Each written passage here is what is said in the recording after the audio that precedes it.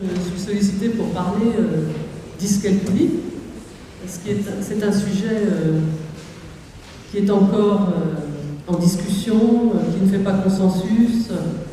Et d'ailleurs, peut-être que c'est pas par hasard si la dyscalculie est apparue bien après les autres 10, comme si ce trouble finalement n'existait pas, comme si on naissait bon en maths ou pas. Alors, mais quelle définition donc donner à cette dyscalculie? Je vais reprendre une définition qui date de 1992. Trouble des compétences numériques et des habiletés arithmétiques chez des enfants d'intelligence normale qui ne présentent pas de déficit neurologique acquis.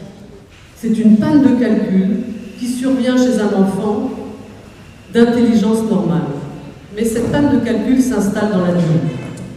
Alors c'est vrai que face à ces situations, on peut mettre en cause le système scolaire lui-même. Ces programmes, souvent très lourds, en mathématiques particulièrement, et si on regarde du côté du secondaire, c'est terrible, mais même du côté du primaire, il faut apprendre beaucoup de choses en très peu de temps. Ces enfants malades des maths peuvent se trouver dans des situations très variées.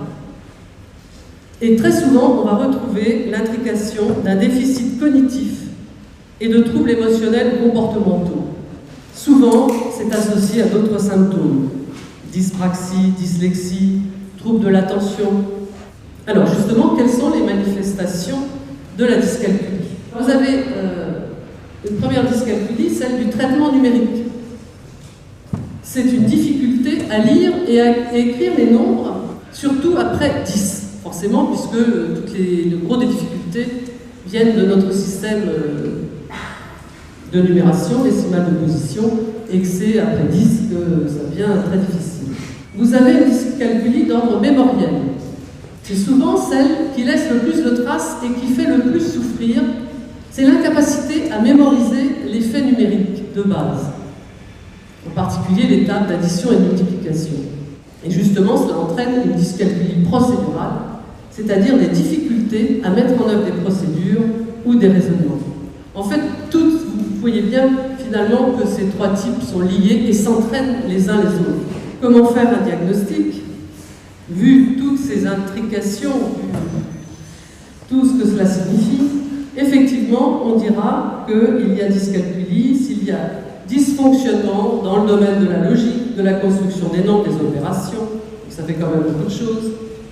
Et on fixe ça en disant décalage d'au moins 2 ans par rapport à l'âge et au niveau scolaire dans les savoirs et savoir-faire dans le domaine numérique. Ce qui fait aussi que la dyscalculie, souvent, elle est justement diagnostiquée, entre guillemets, assez tard, puisque on dit qu'il faut un décalage d'au moins 2 ans. Il y a 2 façons de rentrer dans la remédiation pour ces troubles du calcul. Vous avez des approches assez spécifiques, c'est-à-dire on essaye de repérer les procédures défaillantes, partir de ce que sait l'enfant pour petit à petit construire à partir de là et aller un peu plus loin.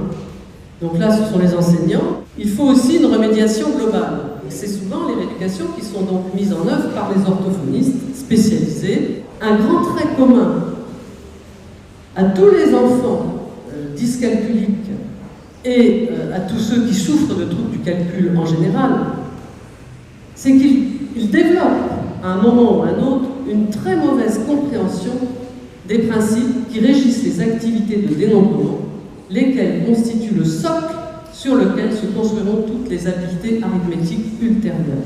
Après, comment l'aider? Vous avez un support de médiation qui est très efficace pour ce qui concerne le nombre, c'est également le jeu.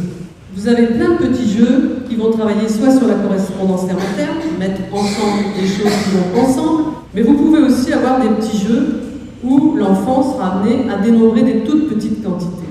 Et ce travail sur les toutes petites quantités va permettre d'accéder également au concept de nombre, enfin au concept de cardinalité.